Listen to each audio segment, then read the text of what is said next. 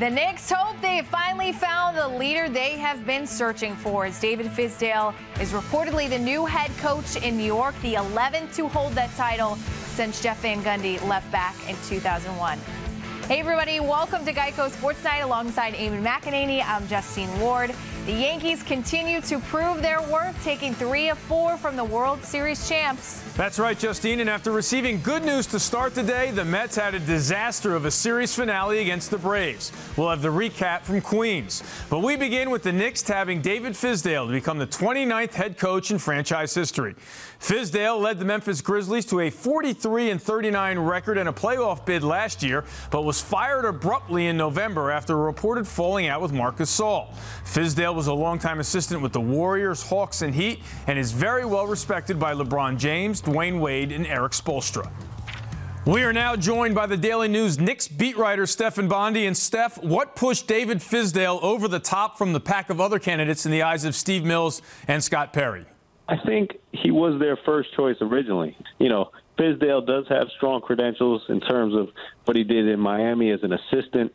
He has, good relationships with a lot of the players that he has coached. Now, his time in Memphis could be looked at through two different lenses. He had some success, but he also feuded with the best player over there. So you can look at that in two different ways. But I think, with the Knicks looking for a fresh start, trying to change the culture, David Fizdale is a guy that, they zeroed in on and they got.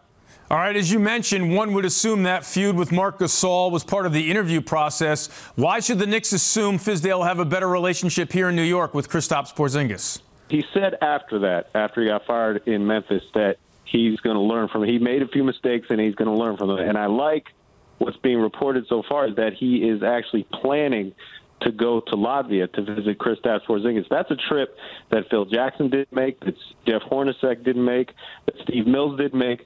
So that's a sign that he's trying to build a relationship with the Knicks star player, that he's actually going out to Latvia where Kristaps Porzingis is rehabbing from his ACL surgery. All right, Steph, no one knows better than you the ring around the rosy the Knicks have been going here. Larry Brown's a Hall of Famer. It didn't end well at the Garden.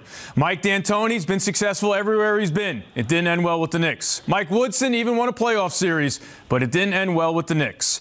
Why should the Knicks fan believe that David Fizdale can change the culture surrounding this franchise? Well, it's a tough sell unless they get good players, and that's been the main problem for forever. You can say the common denominator is James Dolan, and that's certainly a factor. But unless they get good players, they're going to be bad again. And they are probably going to be bad again next season because they don't have money, they don't have cap space for free agency. The one avenue for them to get better is through the draft. And they're going to have to hit a home run because, like I've said a million times before, if they had drafted Donovan Mitchell instead of Frank Ntilikina, we'd be having a whole different conversation about this team. Jeff Hornacek might still have his job. So while it was important to get the right coach, it's more important for Scott Perry and Steve Mills to get the right players in place. Keep our fingers crossed for the future. All right, Steph, appreciate you hopping on board here on Geico Sports Night. All right, thanks for having me. Well, let's be realistic. I mean, the Knicks could hire Jesus and he would come here and talk to me. I mean, it doesn't matter. I think the saddest thing of this conversation really doesn't matter. I mean, it really doesn't matter. So overwhelmingly. It's been almost 20 years, Justine. I mean, seriously, they've been. We've sat here, we talked about bringing in Phil Jackson or Jeff Van Gundy. They've had Larry Brown. They've had Mike D'Antoni. They've never won. I mean, they brought in stars. They haven't worked. They brought in Derek Fisher was supposed to be the next. This phrase for all Knicks fans: they can hurt me no more. So that was Tuesday. Mark and Sal are back for Double Take. And guys, now that we have a name, it's reportedly David Fizdale. Do you still feel like he won't make a difference for the Knicks? Yeah, I think it's hard to say he won't make a difference. I think Fizdale's a good coach. I do. But I think at the end of the piece and the Eamon interview with Steph Bondy, he nailed it.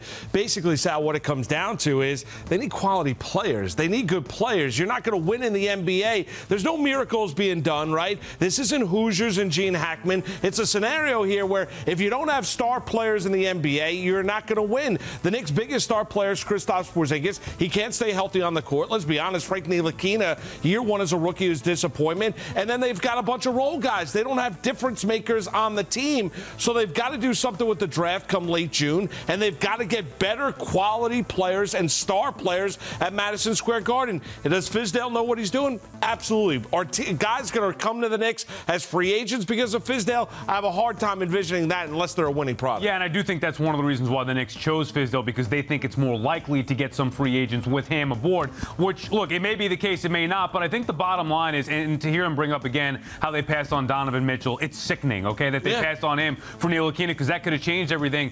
Unless it doesn't matter who the head coach is, and again, I'm with you. I think he's a good coach. I think the thing with Gasol was overblown. I think he'll be able to have a good relationship with Porzingis. But do you trust Mills and Perry to pick the right players? That is the question. Because without the right players, it doesn't matter who the coach is. You mentioned the names: D'Antoni, Larry Brown, Woodson, Hornacek. Look at all the coaches since Van Gundy was ushered out the door. Exactly. Right. It does not matter. They need to pick the right players, and that's something they haven't done. So, yeah, great hire for Fizdale means nothing unless Mills and Perry pick the right players. All right, Mark and Sal, we appreciate you always giving us the truth. You got it, Justine. No chaser. No.